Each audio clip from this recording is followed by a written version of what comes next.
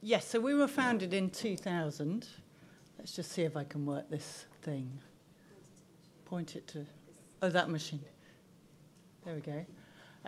So that means in internet years, which I think are even shorter than dog years, we're so old we're almost officially dead.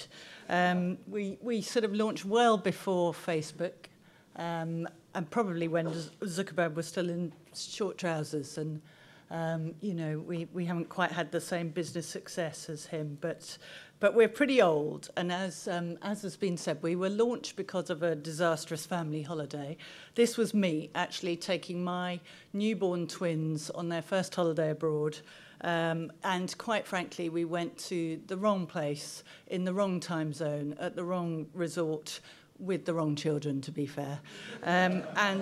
We were sitting round the pool at this so-called family-friendly resort, and all the parents were bemoaning their choice and saying, if only we'd known. And that small, not particularly inspiring thing was my light bulb moment that said, yes, it would be quite good if we could have found out before we left and packed half the house up for the kids and one tiny little bag for us, and arrived in this terrible destination. It would have been nice to find out from people who've been there and done that.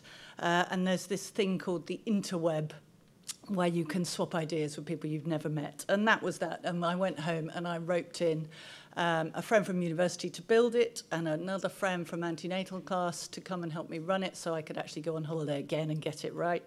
And I remember promising her, because she really didn't want to go back to a proper job. She'd been a TV producer. And I said, don't worry, we will be a different kind of business. This will be all about flexibility and your family.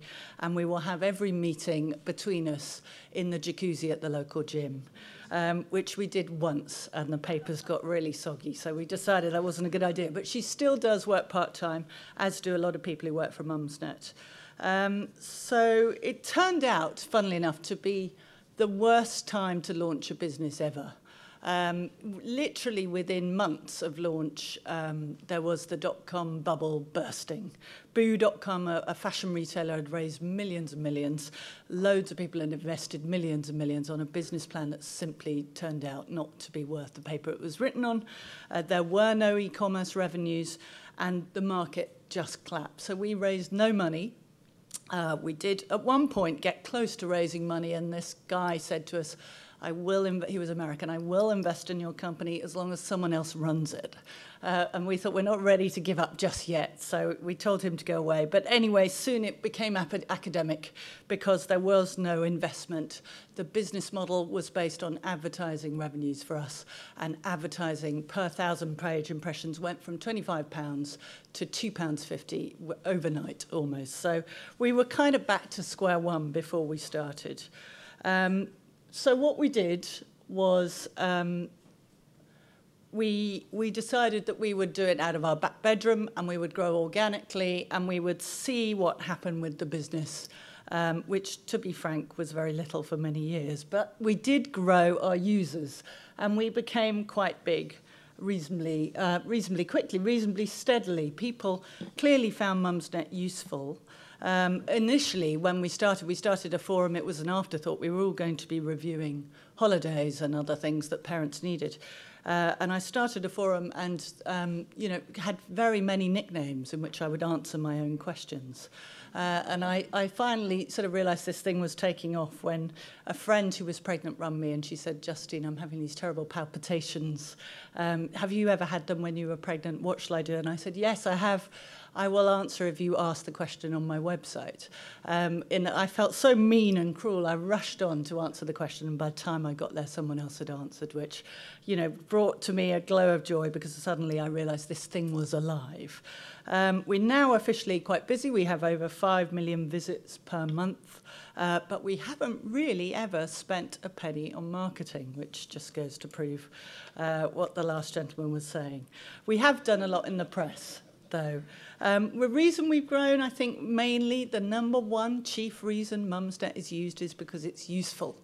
It actually answers people's questions that they have which are quite pressing. None of us trained to be parents, and what Mumsnet we hope to do is to sort of make you the parent you'd be if you'd had 2 or 3 children to practice on before you got your first one. It's trusted because it's peer-to-peer, honest advice. No one's trying to sell anyone anything particularly. And 8 out of 10 of our users say they routinely consult Mumsnet before making a purchasing decision. What we've done really is just listen to our audience. We have a bunch of incredibly smart, savvy women who are online practically 24/7, and they are our focus group, and we listen to their ideas, and they provide most of our decent innovations. So that's just it laid out, why people come to Mumsnet, advice, information. There's clearly some debate, quite a lot of support, and some friendship as well. There's a virtual bar started most nights. Now, we came to prominence, I think, really most obviously, when a certain parenting guru, probably the most famous parenting guru, the woman who sold more books than anyone else in the last decade on parenting, decided that she didn't really like some of the things being written about her on our forums. One of the things notably was that she straps babies to rockets and launches them into southern Lebanon. And she immediately began a lawsuit where she tried to get us shut down. She sued both us and our internet service provider. And it was pretty stressful at the time, and we ended up settling out of court. This was in 2006. And it made us very aware that we were vulnerable in one key respect, and that was the libel law in this country, which has not really been updated for the digital age. And subsequently, ever since, we've been fighting as part of the libel reform campaign, and I'm pleased to say that hopefully soon the new Defamation Act will be passed and there will be an updated libel law. Anyway, in retrospect, now I look back and, you know, my house did not have to get sold and Mumsnet's still here. It probably was a good thing because it brought us lots of publicity, and in a sense we were the poor small guy being targeted by a rather rich and powerful authoress. And soon, not surprisingly, I think when you have this amount of women, Mumsnet began to be targeted by the politicians. We had a sort of revolving door of politicians, particularly come election time, to lesser and greater success. I have to say, I give it to David Cameron. He was probably the first to recognise Mumsnet's value. It was the first thing he did after he became leader and came back from paternity leave, was to have a web chat on Mumsnet. And it became so much so that in 2010, the Times dubbed the election as the Mumsnet Election. We had 12 party leaders or senior ministers, cabinet ministers, through our doors during the May 10 election. And I can reveal that we only actually asked 2 of them on. 10 of them invited themselves, and we only invited the 2 for balance, really. So they couldn't stay away. They viewed it as a way of doing social media, but also a way of talking to what they thought was a non-tribal floating voter audience of women. Of course, it was slightly ludicrous, the idea that everyone on Mumsnet would vote one way or another, but, you know, we didn't really disillusion them, and it was pretty good publicity for us, I think. Sorry, excuse me. Yes, and they had, as I said, they had varying degrees of success. You may or may not have read about Biscuitgate. David Cameron actually asked a question in Prime Minister's Question Times to Gordon Brown about Biscuitgate. It was, he came on and he was asked what his favourite biscuit was. Now, this was not, I hasten to say, because Mumsnetters had a burning passion to know whether he preferred jammy Dodgers to rich tea. It was because he clearly wasn't really answering any of their questions. He was just spouting a whole load of pre-prepared policy arguments. So they did a sort of Paxman-like thing. Do you remember when Paxman had Michael Howard, and he just asked again and again and again the same question, and 12 times they asked, what is your favourite biscuit? And Gordon Brown didn't actually see the question because he wasn't actually looking at the web chat. So his various rivals used it as evidence of his dithering, of his scheming, of various things. But actually the truth was he was a politician who just wasn't very good at social media. He wasn't very comfortable with answering questions on a screen, in the live, and having a dialogue. It just wasn't what Gordon was good at. So he came back and had learnt from his mistakes and did a lot better the second time. Once we realised we had the ear of senior politicians, we decided that we ought to sort of use it to some kind of good effect. So we have been campaigning variously on certain issues that our members care about. We don't really decide what those campaigns are, the members do. Things spring up organically on the board. We've campaigned around miscarriage and making companies more family-friendly and premature sexualisation of girls. And special needs and respite care. Mumsnet can be a very powerful collective force, and I think, you know, that's the thing that's nice is that you give a voice to people. The internet makes it very easy for people to collect and organise, and we do very little. We just sort of, you know, keep out of the way, really. And as a result, you know, people say that we're influential, and it becomes a kind of virtuous circle, because the more people think we're influential, the more the media writes about us, the more people think we're influential, and hence and so on. So, you know, I was actually at one stage described by the Daily Mirror as possibly the most powerful woman in Britain, which makes me chuckle, because I, of course, can't get my 9-year-old to brush his teeth or wear his brace or anything. So it's slightly ironic, but, you know, there you go. It also manifests itself in terms of collective power when it comes to marketing and products. And this is not marketing because of any media campaign, but really more about word of mouth. This story is about a tub of bottom butter, which for those of you who aren't parents is something you put on your baby's behind to stop them getting nasty nappy rash. And necessity being the mother of invention, a Mumsnetter was caught short, had rather dry skin, and slapped it on her face as a moisturiser in a hurry one morning, and reported miracle results. It would cost £2.49, and it, you know, was better than anything L'Oreal was selling for £24.99. And as a result, sales went through the roof. There were shortages in Waitrose stores throughout the country, and tubs that had retailed at £2.49 were selling for £15 on eBay. And the Daily Mail then wrote about it a few times as well, as they do love a story about miracle creams. And I can report that Waitrose have yet to send us any, which I'm slightly disappointed. So I can't actually tell you whether it works or not. But obviously, lots of Mumsnetters swear by. We now send out this mail where we talk about what they swear by each week to really, you know, we think unbiased way. It's the difference between us and the features magazines is it's really what our users are talking about and not what some PR has sent us, although PR, so if any of you are, please send us stuff. And you know, we just package it up and encourage people to, you know, they taught me about the babulous hair thing, I don't know, 2 years ago that was out, and it basically means you don't have to go to a blow dryer, you can do it yourself. So you get the first advice on the best products, and it's a really good early warning system. And then the other thing I think is if Mumsnet users don't like something, they can collect and organise again to change things. This was a story about an advertising agency decided they wanted to prove the power of outdoor advertising. And to do that, they put up kind of quite annoying and offensive slogans up all over the place on the sides of buses. This one, you can imagine you've just dropped your screaming 2-year-old at nursery and you're confronted by the sign on the side of the bus on your way to work saying that you're a bad mum.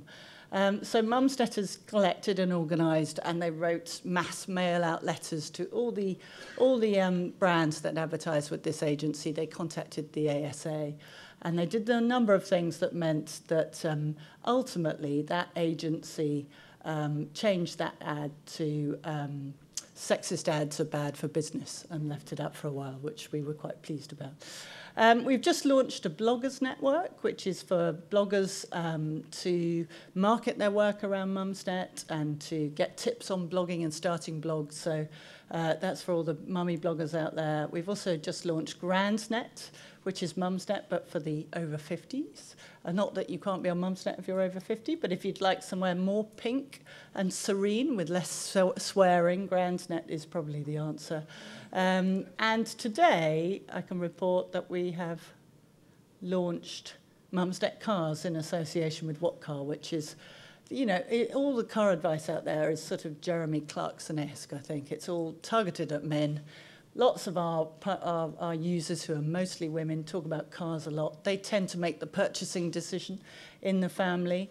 When we asked them who they wanted to give them advice, they said other users, friends, family, and only 7% said they would trust Jeremy Clarkson. He did marginally better than David Cameron, who got 1%. So we've launched this in partnership with What Car, and it's hot off the press today. So that's our story. I'm not sure if I've really covered anything you want to know, but please feel free to answer a question, and thank you for listening.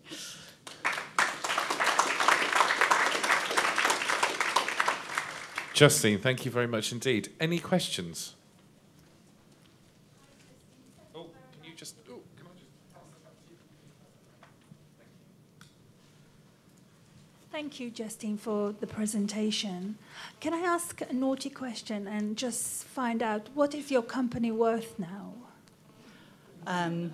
I've got no idea. Very curious. Really. I've got no idea. It's clearly worth more than anyone's prepared to pay for it. I don't think we're not in the kind of Facebook. This isn't us. Mumsnet. I think it's quite hard to make money out of the internet. I think even very, very, very big business brains struggle with providing free content and how you monetize that. Really, I think advertising models, as you've probably heard last time round, they're not. It's hard to make a buck even with the scale we have. So we are profitable. After 5 years of not earning a salary, I can report that we do pay all our staff, and we are growing, and we will make a profit this year. We did make a profit last year, but it's. I'm not sure anyone's really cracked the business model yet for free content, and we don't really want to charge because we don't want to deny people access to the advice on the ability to pay. So we're hoping, someone's going to come up with something really sexy around sort of micropayments or something like that. Thank you.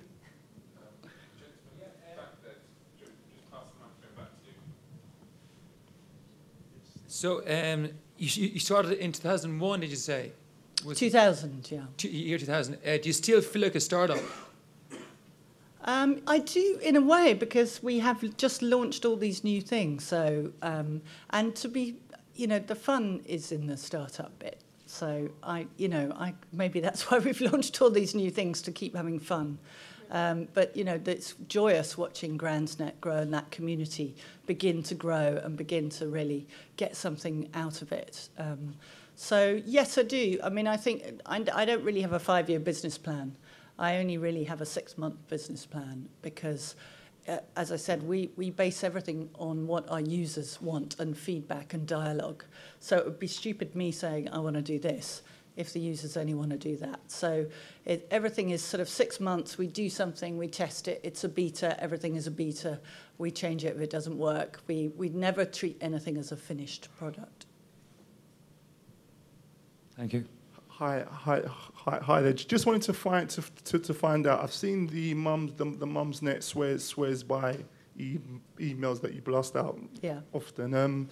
Just wanted to sort of know how do you go about selecting what products to actually email out to everybody? Well, it's really a question of what bubbles up on our forum. So if something is getting recommended and pretty unanimously recommended, then it will make it in. You can't buy your way in. You can't, beg your way in. It works because it's real and authentic, and because the only reason things get in there is because users say they like them. So if I sort of had an item that I'd like to sort of have introduced to Mumsnet, is that something that's possible, or would I need to sort of send free samples to all the mums? Well, that could work. It is possible, but by traditional advertising routes. I mean, there are lots of ways that we will promote things, and we will do lots of product tests. So we do send out samples of products for companies, but you can't get in that thing. You can't be sworn by unless it's actually truly authentic users swearing by the product. Hi. You've been in business for quite some time now. What do you now know that you wish you knew at the outset? I mean, you know, how long have you got, really? I think, in our case, I think a lot of the decisions are around. I think we made the right decision about not borrowing a lot of money at the beginning, and actually, it wasn't really a decision; it was forced upon us. But I think probably 5 or 6 years ago, we should have ratcheted up a bit sooner. Our activities. So we took 8 years to move into an office. We were a back bedroom, and we did this thing where whenever anyone asked to come to a meeting in our offices, we would say, oh, they're being refurbished. And someone actually said, God, your builders are taking a long time. So I realised I'd said the same thing 2 years ago. So I think we probably, because we were, you know, had been successful by being cautious, we probably then stayed a bit too cautious, and we should have, when the signs showed that actually there was, you know, the internet was going to work, it was here to stay, broadband had come, people were using us in droves and finding us useful. I think at that time we should have probably moved to an office and expanded quicker than we did. So it's about basically being flexible, I think. Any other questions? Thanks, Justine. Just off the back of being too cautious, you say that Mumsnet has grown organically. If you were to turn back the hands of time, you said that you've not spent any money on marketing, but if you were to have an investor on board, would you spend money on marketing to grow it, to grow Mumsnet at a faster pace? Although we haven't spent money on marketing, we have had a lot of press. So I think we've put a lot of effort into marketing without spending it or spending money or buying it. I think, you know, what I would say to a startup is value your equity very, very highly. There is a temptation at the beginning of any business to think, oh, well, you know, 10% of my company's worthless because I'm worthless. And, you know, I'll give it to any Tom, Dick and Harry willy-nilly. And, you know, I've seen a lot of people who essentially have put their heart and soul into businesses and end up only owning a small portion of it. So if you can, you know, pay people, don't give them equity, I would say. I mean, give them some equity so they feel involved, but don't give away chunks. By all means, have an employee staff scheme that gives people equity. I think that's a good idea. But don't just say to any old person who comes past who you thinks you'd like to have on board, come on, I'll give you some equity. Final question, if I might. Hi. In the graph on your first slide, there was quite a big increase in users in 2008. Is there anything you can attribute that to, in particular? We probably SEO. We didn't take SEO at all seriously. We, you know, didn't think of optimizing, and some of the way we had our URLs set out were not very sensible or effective in you know, attracting Google search visits. So you know, I don't think really the real community changed that much, but if I mean, I do think it's worth investing in SEO marketing for sure, because you want people to find your website, and most people come via Google. Justine, thank you very much indeed for joining us.